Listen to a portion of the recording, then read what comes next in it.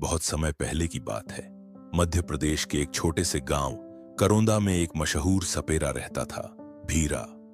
उसकी बीन की धुन पर सांप नाचते थे और लोग दूर दूर से उसका खेल देखने आते थे।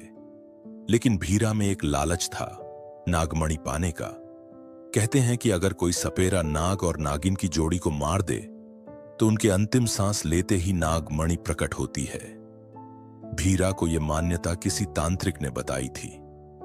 एक रात वह जंगल में गया, जहां उसने एक विशाल नाग नागिन की जोड़ी को देखा। वो प्रेम में लिपटे हुए एक पत्थर के नीचे लेटे थे। भीरा ने मौका देखकर दोनों पर वार किया। नाग को वो मारने में सफल हो गया, पर नागिन किसी तरह बच निकली। नागिन की आंखों में आंसू थे और आग भी। उसने जाते जाते भीरा को घूरते हुए एक फुफकार मारी, तेरा अंत निश्चित है सपेरे। भीरा उस रात नागमणि तो ले आया, पर डर से किसी को कुछ नहीं बताया। अगले दिन से अजीब घटनाएं होने लगीं। भीरा जहां भी बीन बजाता, कोई सांप पास नहीं आता। लोग उसका मजाक उड़ाने लगे। फिर एक दिन गांव के बीचों बीच उसकी बीन अपने आप जल गई। सपेरे के लिए यह बहुत अशुभ माना जाता है। फिर एक रात जब वो अपने झोपड़े में सो रहा था, उसे सपना आया। वही नागिन, वही आंखें, वही आग और एक संदेश। पूर्णिमा की रात को आऊंगी और तुझसे उसका हिसाब लूंगी। भीरा ने डर के मारे नागमणि मंदिर में चढ़ा दी, पर शांति नहीं मिली। पूर्णिमा की रात आई। गांव में आंधी चलने लगी, पेड़ उखड़ने लगे।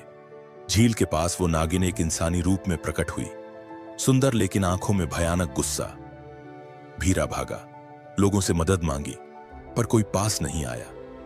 नागिन ने बीन की एक धुन खुद छेड़ी और भीरा के चारों ओर सैकड़ों जहरीले सांप आ गए। अंत में नागिन ने कहा, तूने प्रेम को मारा, अब तुझे अकेलेपन की मौत मिलेगी। सांपों ने उसे काटा नहीं, बल्कि उसके गले से आवाज छीन ली। अब वो बीन बजा ही नहीं सकता था। भीरा जिंदा था, पर सपेरा नहीं।